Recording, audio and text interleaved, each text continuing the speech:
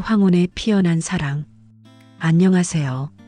오늘은 제 이야기를 들려드리려고 합니다. 56살의 윤정, 그러니까 저의 이야기입니다. 교직에서 정년 퇴직한 지 벌써 3년이 지났습니다. 남편 병수와 사별한 지도 어느덧 15년이 흘렀네요. 아이들은 모두 해외에 나가 있어서 명절에도 집은 텅 비어 있었습니다. 처음엔 괜찮다고 생각했는데 시간이 지날수록 이 고요함이 무겁게 느껴졌습니다.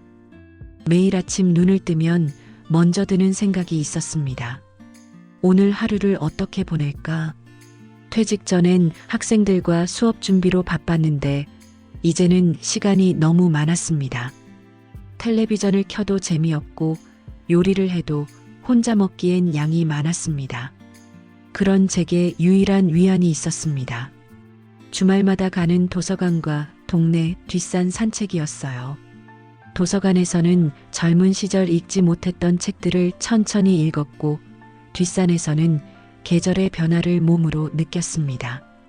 봄에는 개나리가, 여름에는 푸른 나뭇잎이, 가을에는 단풍이, 겨울에는 눈꽃이 저를 반겨주었습니다. 하지만 집에 돌아오면 다시 적막함이 찾아왔습니다. 저녁을 먹고 앉아 있으면 문득 이런 생각이 들었어요. 이렇게 하루하루 보내다가 언제까지 살게 될까? 외로움이라는 게 이런 건가 싶었습니다. 사람들 사이에 있어도 혼자 있어도 느껴지는 그 공허한 말이에요. 그런데 제 인생에 작은 변화가 일어났습니다. 그날은 유난히 비가 많이 내리는 날이었어요. 도서관에서 책을 빌려 나오는데 우산을 깜빡하고 집에 두고 온 거예요. 비를 맞으며 뛰어가기엔 나이가 있고 그렇다고 계속 기다리기엔 비가 그칠 기미가 보이지 않았습니다. 그때였습니다. 혹시 우산 없으세요? 누군가가 말을 걸어왔어요. 돌아보니 동네에서 자주 보던 남자분이었습니다. 키는 제법 크고 머리는 반백이었지만 인상이 온화했어요. 네, 집에 두고 왔네요. 제가 답했더니 제가 우산이 있으니까 같이 가실래요? 어차피 같은 방향일 거예요. 하고 제안해 주셨습니다. 처음엔 낯선 분과 함께 가는 게 어색했지만 비가 워낙 많이 와서 어쩔 수 없었습니다. 우산 아래서 함께 걸으며 작은 대화를 나눴어요. 서점에서 일하고 계시죠?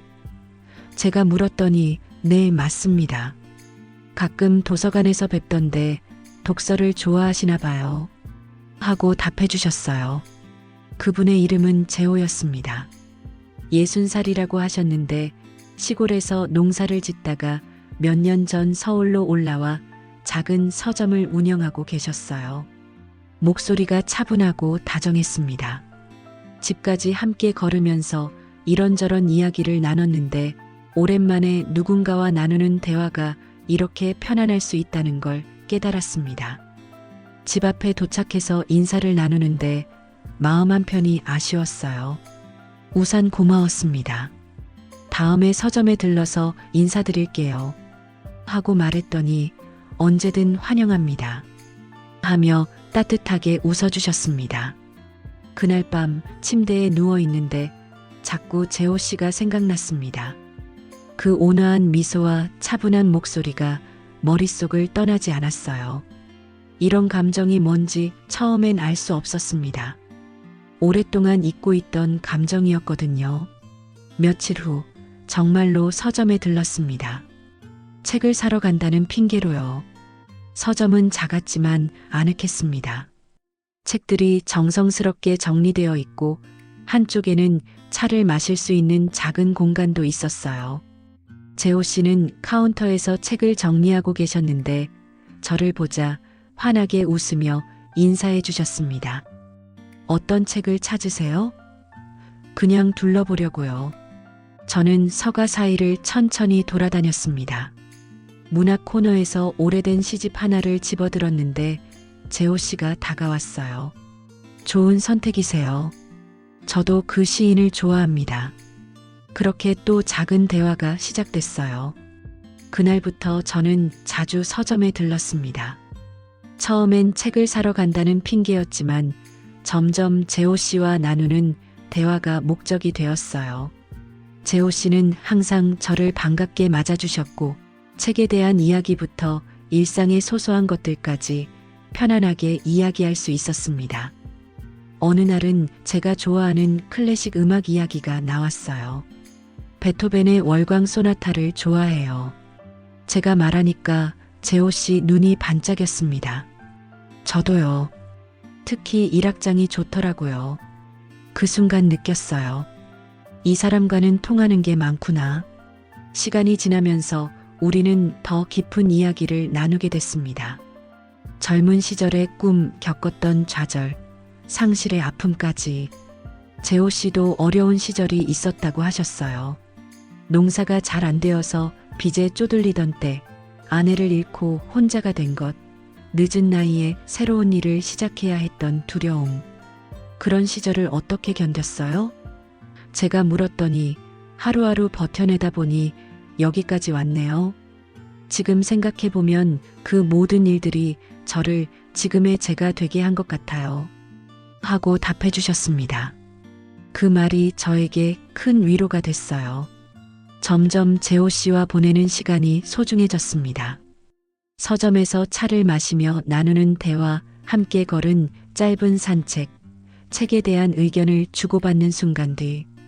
이런 일상이 제 마음을 따뜻하게 만들어 주었어요.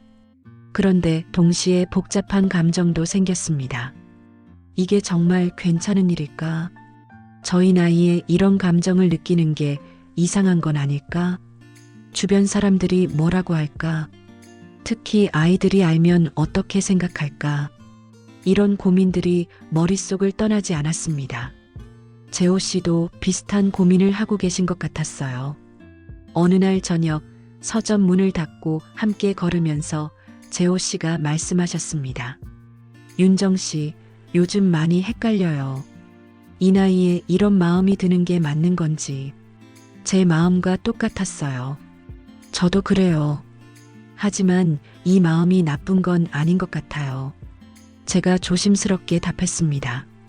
재호 씨가 제 손을 살짝 잡으시더니 윤정 씨와 함께 있으면 마음이 편해져요. 오랫동안 잊고 있던 감정을 다시 느끼게 되었어요. 하고 말씀하셨습니다. 그 순간 제 가슴이 두근거렸어요. 정말 오랜만에 느끼는 설렘이었습니다. 재호 씨의 따뜻한 손길, 진심이 담긴 목소리, 저를 바라보는 다정한 눈길. 이 모든 것이 제게는 소중했어요. 하지만 현실의 벽은 높았습니다. 동네 사람들의 시선이 부담스러웠어요. 함께 걷기만 해도 수군수군대는 소리가 들렸습니다.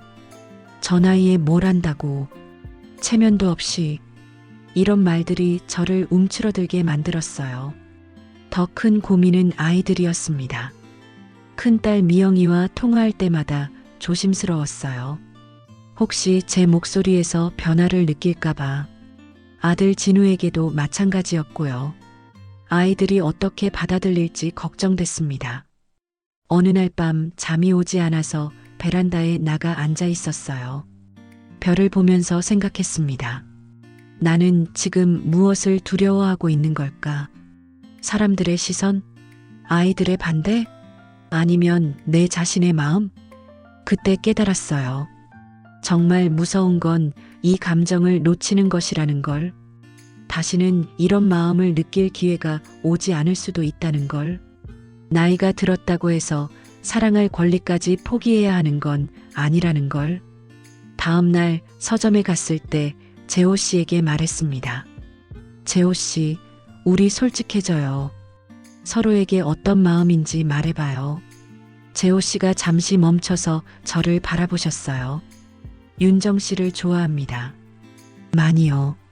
솔직한 고백이었어요. 저도 재호 씨가 좋아요. 함께 있으면 살아있다는 느낌이 들어요.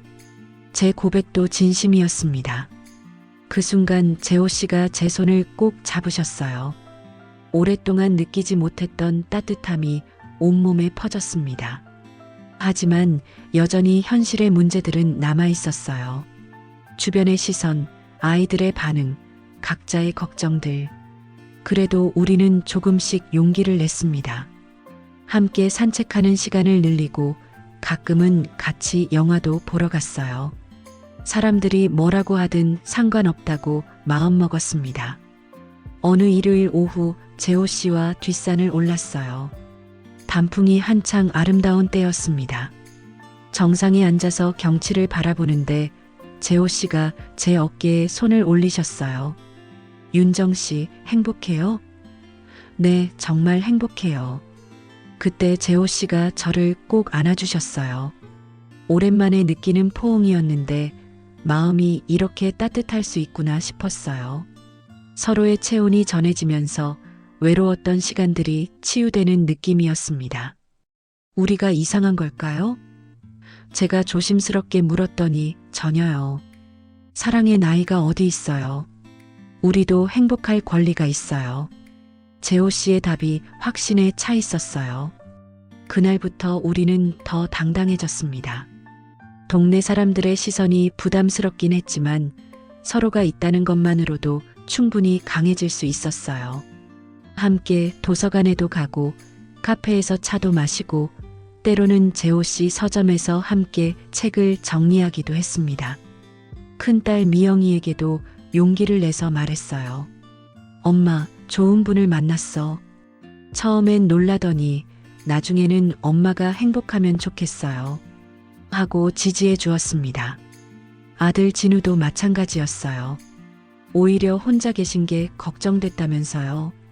재호 씨의 자녀들도 처음엔 어색해했지만 점점 받아들이게 되었어요. 가족들의 지지가 생기니까 더 마음이 편해졌습니다. 지금 저는 재호 씨와 함께 새로운 일상을 만들어가고 있습니다. 매일 아침 서점에 가서 함께 하루를 시작하고 저녁에는 산책을 하거나 집에서 음악을 들어요. 주말에는 새로운 곳을 여행하기도 하고 좋은 책을 함께 읽기도 합니다. 물론 완벽하지는 않아요. 가끔은 의견이 다를 때도 있고 서로의 습관에 적응하는 것도 쉽지 않아요. 하지만 그런 것들도 함께 해결해 나가는 재미가 있어요. 가장 큰 변화는 제 마음입니다. 예전에는 하루하루가 그냥 지나가는 시간이었다면 지금은 매일이 기대되고 소중해요. 누군가를 사랑하고 누군가에게 사랑받는다는 것이 이렇게 삶을 바꿀 수 있다는 걸 새삼 깨달았습니다. 사람들은 나이 들면 사랑도 늙는다고 생각하는 것 같아요. 하지만 저는 그렇지 않다고 생각합니다. 오히려 나이가 들어서 하는 사랑이 더 깊고 진실할 수 있어요. 서로의 아픔을 이해하고 남은 시간의 소중함을 알기 때문이죠. 황혼에 피어난 저희의 사랑은 젊은 시절의 그것과는 다르지만 그만큼 아름답습니다.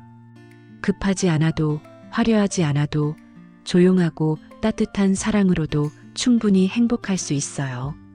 지금 이 순간도 재호 씨는 서점에서 손님을 맡고 계실 거예요. 오늘 저녁에는 함께 뒷산에 올라가서 석양을 볼 예정입니다. 이런 작은 일상들이 모여서 우리만의 특별한 이야기가 되는 거겠죠. 혹시 저처럼 혼자 사시면서 외로워하시는 분들이 계시다면 말씀드리고 싶어요. 나이는 사랑의 장벽이 아니에요. 언제든지 새로운 인연을 만날 수 있고 다시 사랑할 수 있어요. 용기를 내서 마음을 열어보세요. 어제 저녁의 일이 생각납니다. 재호 씨와 함께 저녁을 준비하고 있었어요.